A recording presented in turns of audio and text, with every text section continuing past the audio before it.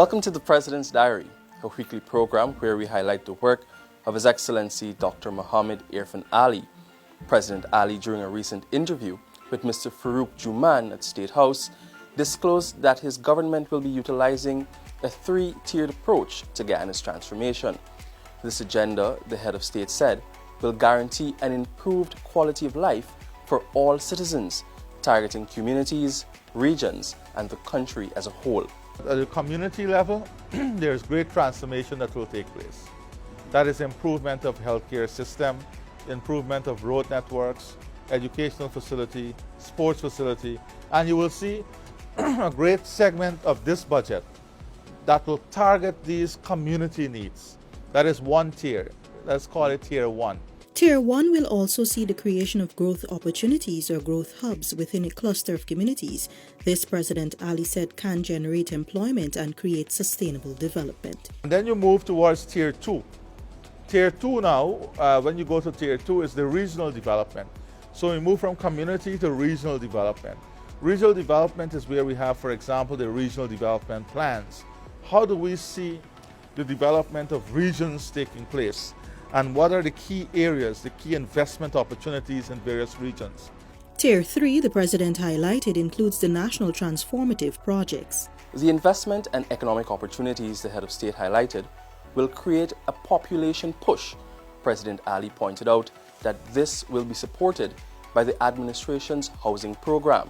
What you will see from housing alone, the development, the trickle-down effect, the transformation from housing alone will be something to celebrate and something for us to be proud of.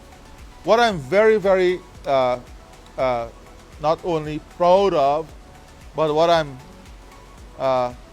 I feel great about is the level of private sector dynamism in entering the housing market.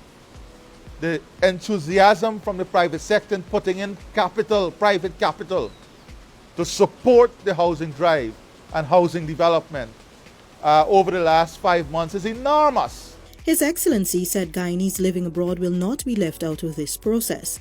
They are being assured that the administration is creating an enabling environment should they choose to return home and invest.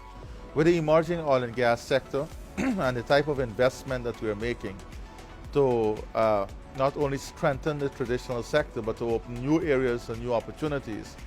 We see great potential for the diaspora to bring their resources, the capital resources back here.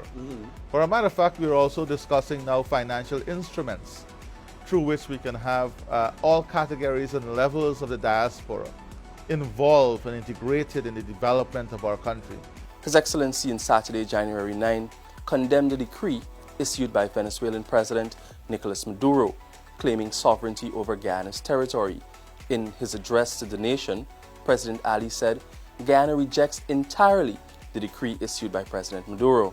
It is therefore deeply disturbing that on January the 7th, the President of Venezuela, Mr. Nicolas Maduro, issued a decree claiming for Venezuela's sovereignty and exclusive sovereign rights in the waters and seabed adjacent to Guyana's coast west of the Essequibo River.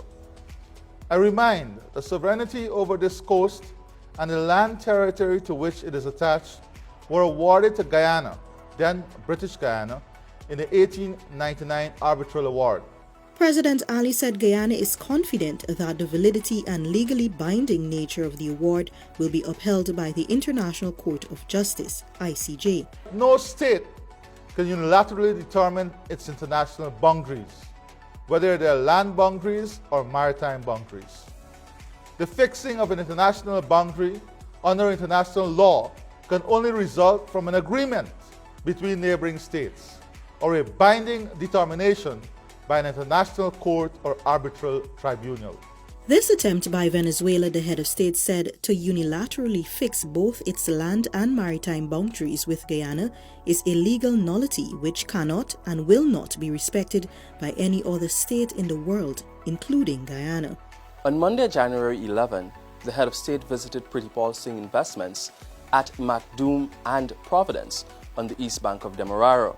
Following a tour of the facilities, the President noted the importance of understanding the private sector's long-term goals, as these are critical to the crafting of government's policies. President Ali lauded the management of Pretty Paul Singh Investments for the role the company is playing in the development of the local economy. That is necessary to appreciate what happens in the sector. I'm also very happy to hear of the long-term plans of Pretty Paul Investment, not only in wild catch, but looking at aquaculture. The number of persons employed here is enormous. Its contribution to the economy definitely is very credible and enormous without a doubt. The president also disclosed that the government is formulating an aquaculture master plan which will form part of the country's agriculture diversification program. President Ali on the evening of January 11 attended a dinner hosted at the residence of the U.S. Ambassador to Guyana, Her Excellency Sarah Ann Lynch, in honor of the visiting commander of the U.S. Southern Command, Admiral Craig S. Fowler.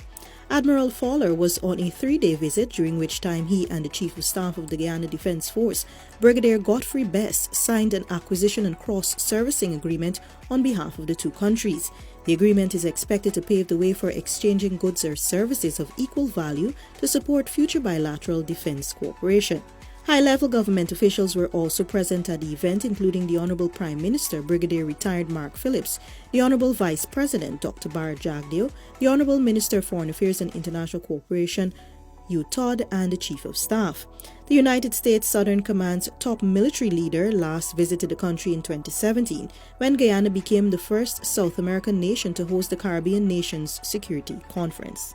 His Excellency in January 12 attended the memorial service of the late Majid Hussein, a stalwart of the People's Progressive Party Civic, who passed away last Saturday morning. The night of reflection and memorial service was held at the Muslim Youth Organization on Wolford Avenue. President Ali, who was heartbroken at the news of Mr. Hussein's passing, expressed condolences to his family and friends and described him as a committed, strong, fearless, and dependable leader who spent his life in service of the people. The president, who also described Hussein as a masterpiece of a human, said his work and contribution can never die. The head of state paid his final respects to the late Hussein on January 13. President Ali, along with top government officials and other party members, gathered at Freedom House on Robb Street to bid farewell to Mr. Hussein before proceeding to Cummings Lodge for his burial. At Freedom House, the president joined several others in signing the Book of Condolence. President Ali also traveled to Berbice to attend the funeral service of a former imam of the Blairmont Sunnatul Masjid that day. Al-Haj Wahadat Bashk, who spent 45 years of his life as a tailor and several decades as a community leader, was remembered by the president as a selfless and humble leader who genuinely cared for humanity regardless of religion or ethnicity. During his time as Imam, Brother Bashk, as he was known, undertook several projects and taught the ladies of the Blairmont Women's Organization to read the Quran. Minister of Agriculture, the Honorable Zulfikar Mustafa, and several leaders of the Islamic community also attended the funeral. His Excellency on Thursday, January 14, led a cabinet outreach to the mining town of Linden, Region 10, where he addressed the concerns of residents. The President met with representatives of the mining, forestry, farming, health, and private sectors, as well as the region's youth and women at the Watuka House. President Ali told the residents that his administration stands ready to meet the needs of all Guyanese. My government has made it very clear that our only intention is to serve the people of this country and serve all the people of this country. We not only have our commitment to join the RDC in serving the people, but the people of Region 10 can rest assured that you have a president and a cabinet and a government who are ready to fulfill its mandate and commitment in uplifting your lives and making your lives better. During his meeting with a women's group, Dr. Ali announced that the government will construct some 1,000 homes in the region. This, he said, will open avenues for employment in the region. And we are looking as far as possible. We are looking as far as possible to get the material from Linden itself, to get you engaged. So if we have the lumber yards and the sawmills, right, and the block bakers and so on, the Minister of Housing and his team will be coming to engage the young people, women, to see how we can bring people together into groups. If you have masons, if you have carpenters, and if you don't have the capacity, we will try very quickly to train persons also, bring in the technical people and engage you in the construction of these homes. Later, the head of state met several young doctors attached to the Linden Hospital complex, where he announced that the government will undertake the construction of 50 homes for young professionals. The homes will be built in a housing scheme in Amelia's ward. President Ali on Friday, January 15, administered the oath of office to the mayors and deputy mayors. The head of state said there will be enhanced engagement between central government and the municipalities. The president said it is important that the officials understand the macro development agenda of the government, which has a direct impact on the work they do. It is therefore imperative that we all not only embrace a common development trajectory, but that we consult, that we talk and we share ideas to ensure that at the end of the day, the people of Guyana gets the best service that we can deliver to them. President Ali said government has been assisting those municipalities facing challenges. However, he noted that there is still much to be done, with the bodies being pivotal partners. The councils are a facilitator of development, not a barrier to development. Sometimes, in the eyes of the population, they see us as barrier to development, as causing hindrance, creating unnecessary bureaucracy and red tape.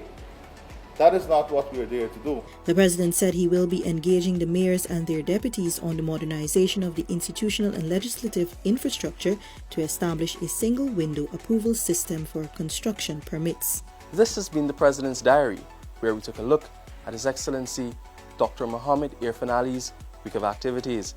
Thanks for watching. Do join us again next week.